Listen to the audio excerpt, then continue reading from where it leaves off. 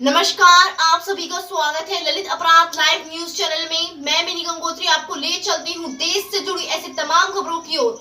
आइए इन सुर्खियों पर नजर डालते हैं। जय हिंद साथियों, मैं प्रियंका मिश्रा आज नारी उत्थान पे बात करना चाह रही हूँ कि किस तरह से नारियों के उत्थान का एक इतना बड़े विषय को राजनीतिक षड्यंत्र के तहत कुचल दिया गया।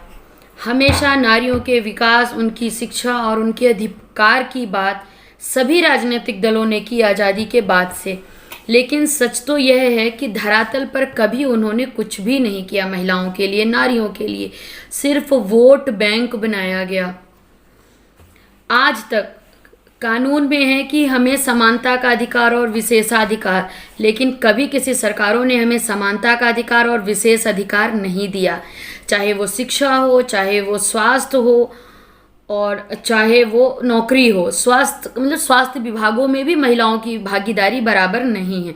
और पूरे भारत में सरकारी आंकड़े हैं 12.37% वुमेन्स का पार्टिसिपेशन है। ये उन कागजों में है जो अपडेट नहीं हुए हैं।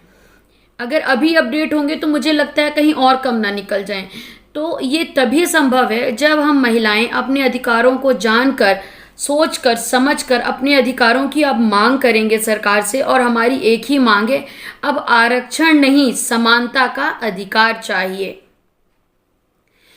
जब हम समाज में बराबर के हकदार हो जाएंगे, देश में हमारी भागीदारी बढ़ेगी, समाज में भागीदारी बढ़ेगी, राजनीति में भागीदारी बढ़ेगी, नौकरियों में हमारी भागीदारी बढ़ेगी, तभी हम सशक्त होंगे, तभी हम महिलाओं का शोषण बंद होगा।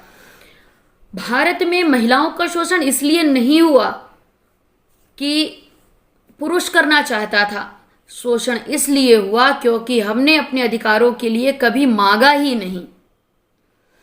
और जब हम अपनी आवाज़, अपनी मांग उठाएंगे तो मेरा यकीन है कि नारी सशक्तिकरण उसी वक्त, उसी दिन हो जाएगा जब हम सभी महिलाएं एक साथ मंचों पर आएंगे।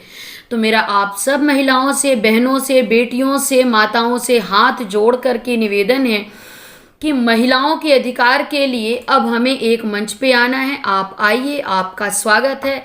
और हम अपनी बात एक सुर में कहेंगे।